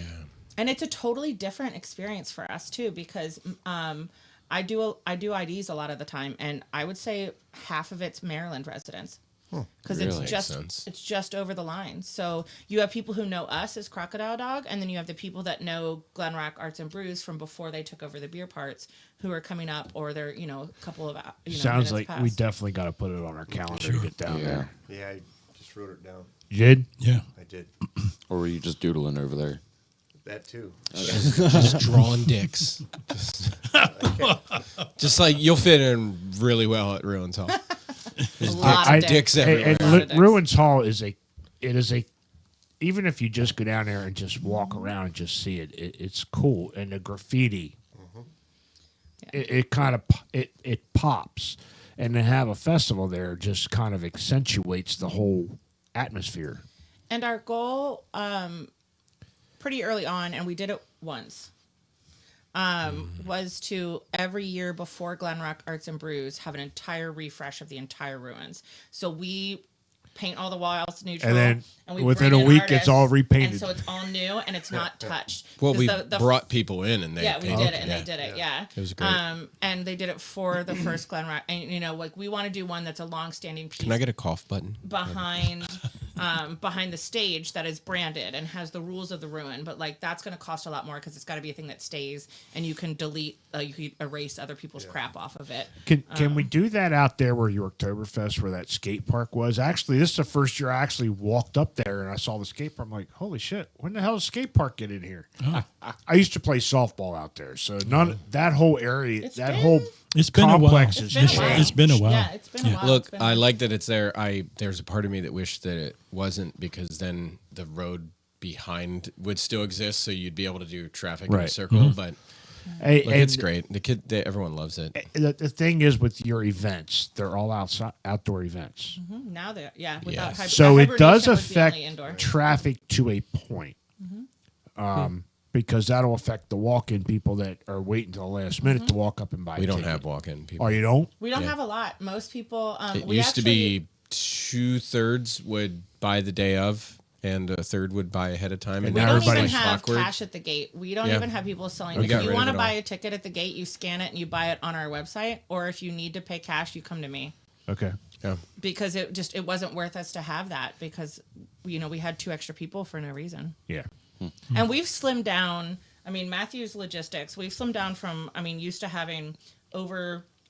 We used 40 to have people, over 40, 50 volunteers. and now we're down usually to 15 to 20 to run a whole thing, like all day. We find a way to make it work with the bare bones. I know we enjoy your Oktoberfest. I know we enjoy Brew Kids, especially Brew Kids. It's just, we have a great time. I know. And we appreciate the opportunity to be able to come out and record with everybody that's out there. And even the guests, do we try and get them on as well, just to, hey, what's your favorite part? What's your favorite brewery? What's your favorite winery? This year, I think last year, Dave, we had those women that were all in their German garb. Yeah. and this year I saw one couple in official German attire, and I got them on camera and we put it out. Unfortunately, when I was pulling off my video from just people walking around, I had 3 recordings that I thought I was recording, but I must have had my camera on photo, so all I got is a picture. Like, well, That is so embarrassing. yeah. It is. I hope they're not out looking for us looking for their video on our social media, because it ain't gonna be there. Yeah, I'm gonna fumble around with my hatred, not the hatred, but dismay of using a cell phone for taking pictures and videos. That's why I don't, because you never know you never know what you're if doing you're with, tapped in- when you're trying to take a picture or a Kate- video with a cell Kate's phone. gonna need a refill. She already drank our She Cheers drank beer. the cheers I out. didn't drive. Well, that's okay. I didn't drive. Oh, my. well, that's a good one. Yeah, I like that. Look, I told you guys I had a day today. I lived a Look, life. I've been Well- drinking since 1. Kate's We've We can appreciate that. we've appreciated the two of yous finally coming in studio and getting Yeah. Matt to say more than yes. Yeah. That's the thing that cracks me up because like when you started talking earlier, I was like, oh, he's doing his like Matthew voice. Matthew is either a teacher or he is like, yes, no, yes. Like I am just a person who will talk. He is a person who's Yeah. very thought out with the words that he is saying. Yeah, he answers his questions like Belichick does on his football when he's diagnosing the football. Yeah. Wait a minute, let me pull my hoodie up a little. So, bit. what is the official website that they can find you guys on?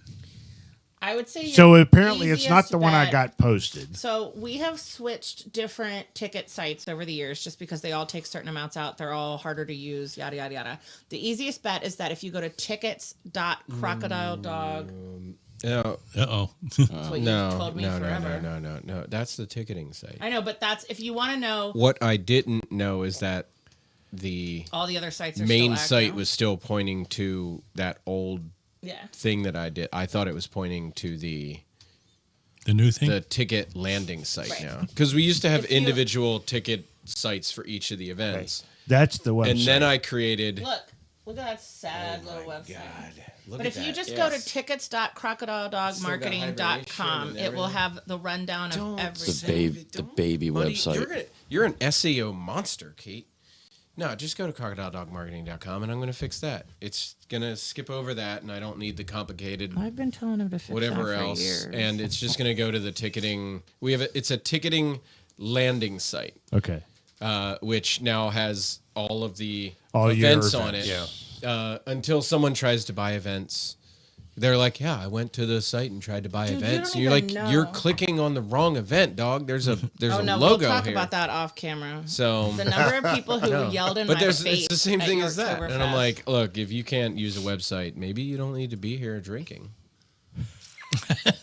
the number of I people will who fight that to my were dying in day. my face about not being able to buy tickets and my website being broken. I had to walk across the whole festival, and the answer was they were trying to buy tickets for Taste of PA and not Yorktoberfest. They're like, well, how did I know I was supposed to scroll down? And you're like, I mean, you can see the logo. It says Taste PA.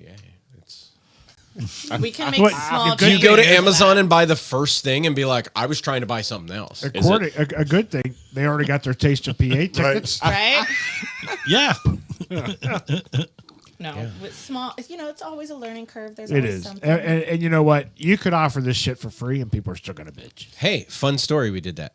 Uh-oh. Oh, that's right. Hang on, Oh, let's hear man. this. Yeah, you wanna forgot hear- about the we wanna free hear event. it. Block that Like I out said, we because have it was so many failed always experiments. So hot and Dude. so miserable, and I hated it so People much. suck. It was a hard pressed cider festival, and it was pay what you want. Yeah.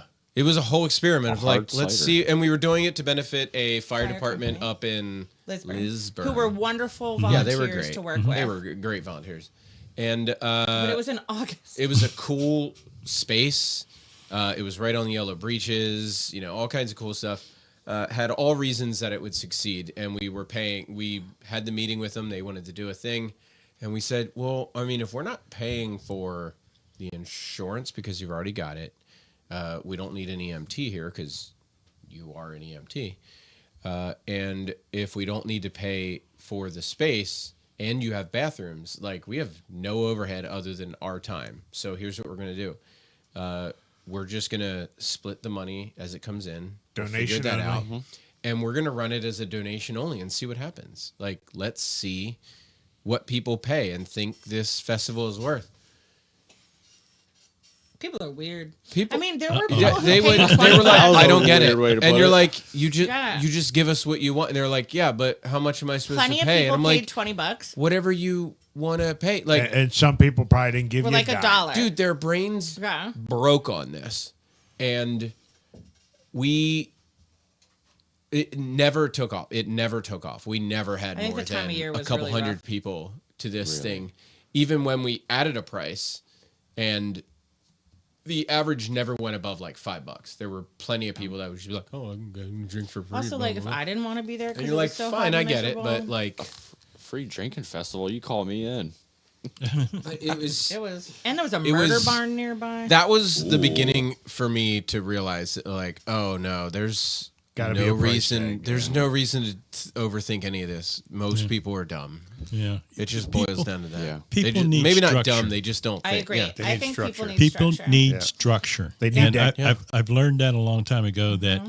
they need to be disciplined to walk between these two lines. Yeah, man. And This that's is what why it we have is. lines on the road. It's Exactly. herd mentality. Look, white Right. people love lines. I mean, Kevin can relate to that. You go to TSA, walk through the thing. Yeah. Yeah, we got a herd mentality. Yeah. Herd us, I mean, herd you- us through the cattle. You don't walk through the things at TSA, and someone will tackle you. So Yeah. no, but I'm saying Been there and done that. everything we do, you're walking in a Yep. path, And you're just- following Yeah. the person in front of you, hoping they're going the right go direction. to a ride, yeah.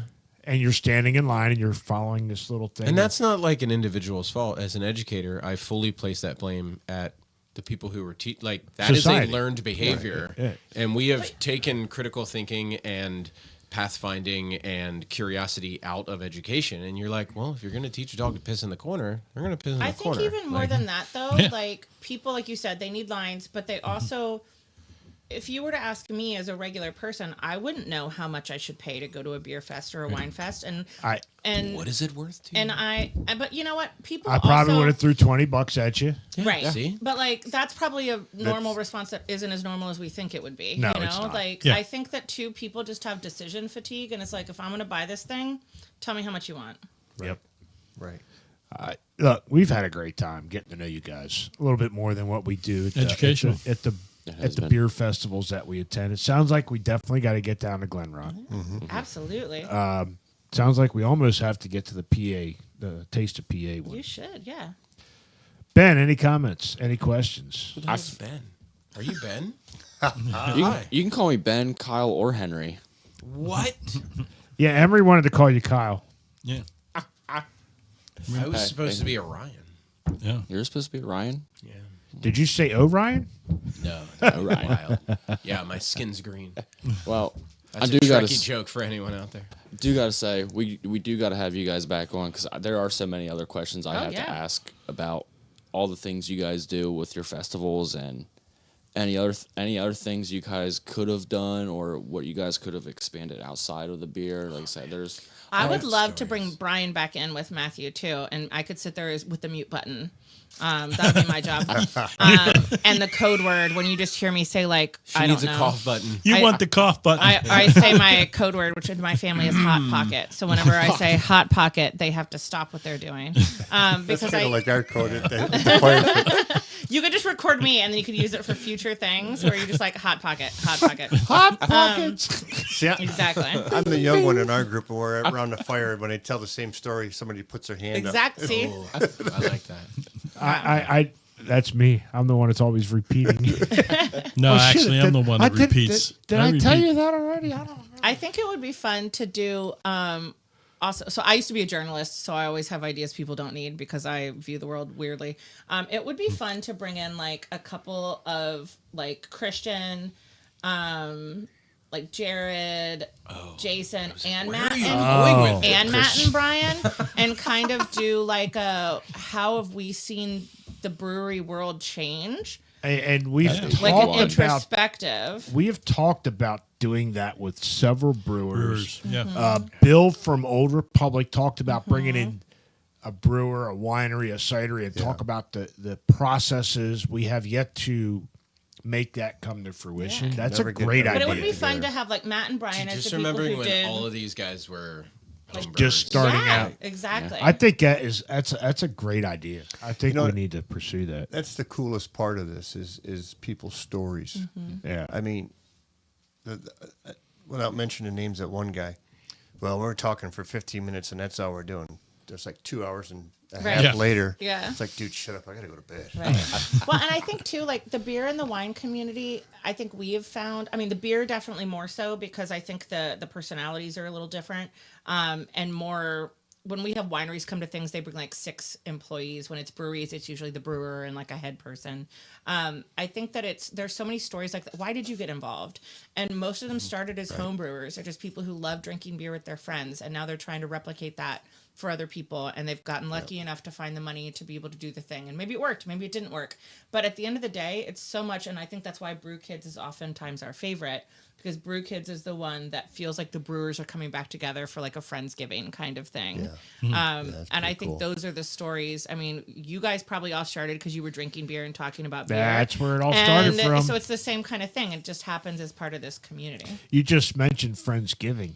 Yes. I got another idea for you for Brew Kids. You remember how John Madden used to do the turkey legs on the the turkey leg. Yeah. There you go, Friendsgiving, and you have like 10 turkey legs on this turkey in the middle of it. Don't get this man excited about a bill. Oh, I see a smile brewing. There you go. I am so disappointed with the turkey legs that I can get publicly available that I have gone on a journey to source turkey legs so And that could I be its can- own podcast. We don't need to do that today. Dude, the Renaissance Fair turkey legs are absolute dog shit. And I will they be. messed with me He year also after goes year. every weekend, I'm like, so- it had to have been a bad day. And I go back and eat it again. And I'm like, God damn it, I just wasted his money again. Like it somehow gets worse. And this year, finally, was the first year I did not eat one the whole season. And I was like, I did it. And I did not make that mistake. So proud of you. But I did find one that was serviceable that I could be like, yeah, I'll smoke these up and we can just have. I've thought about doing it for Christmas because I host Christmas. And I'm like, I could just, instead of doing a big turkey, I could just do, you are there, yes. I handle the people while he cooks all the food. And I was like, yeah, I could just do turkey legs one year, like smoked turkey legs. I smoked the entire turkey. We also have before a and served smoked it, meat so- festival idea that may one day make its way to Ruins Hall, and we could address that on another. Didn't we talk about a coffee and a cigar? We did. Yeah. I'm auctioning one of those off. If you want to come on Sunday to shake, I mean, it'll be Shaking after That that when you Stirred. post this, but y'all should come. It's my Parkinson's for Nerds. We've raved in York County alone. Our Parkinson's. You're right. I do that all the time, and he is 100% right. Get away from my drink. He is 100% right. Our Parkinson's fundraiser You're going to need to refill that. has need to refill raised, that. it's right there, has raised over $120K out of York County alone for Parkinson's research. That's awesome. And adding to our family total, because we're married now, of Congratulations. over 675. I'm the favorite son. That you're Favorite. the only boy. Over 675,000 from our family alone. That's So, awesome. Wow. Yeah. Congratulations again. Dave, any comments? No, nothing more than what I've said before.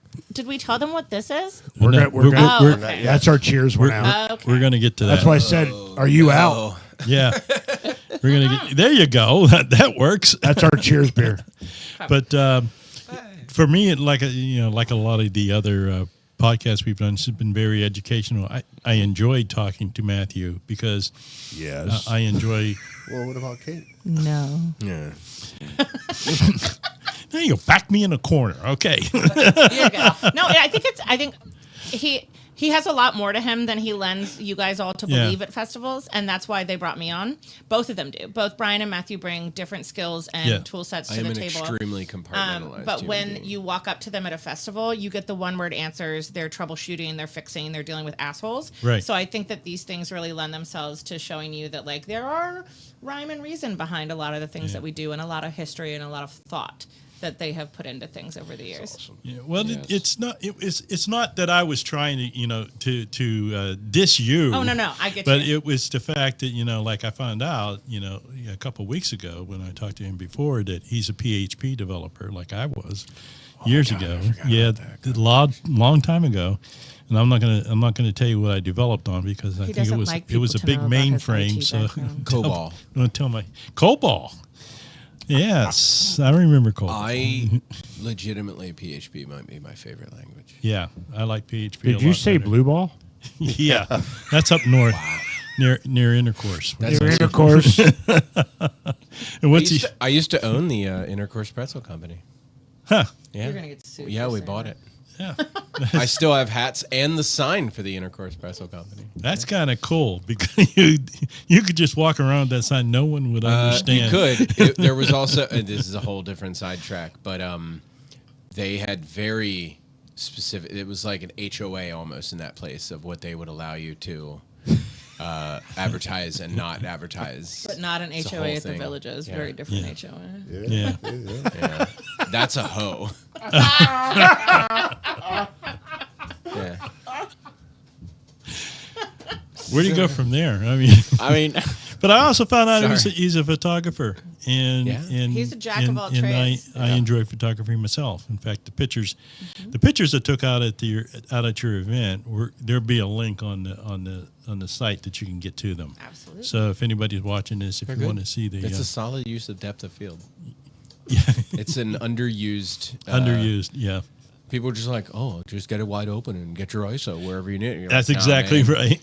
Give me that focus. That's And a Somebody what's asked the subject of this photo? Somebody asked me, they said, why do you take a picture with a big ass camera that you have there and not your cell phone? And I says, That's the well, exact people answer. that take, cell phone, they take pictures. I take photographs. Is that why they always want me in the background so the bokeh blurs me out? Yeah. Yeah. Look, You don't know feel what? bad. Matthew can edit my face in post. So if everybody Yeah. else looks good, he can fix me on the back end. And AI is a wonderful tool right And now. what we can do is we, in post, we can usually edit him right out of the picture. I can do the same thing with you. Look, we've had a great time. Appreciate you guys coming Yes. in.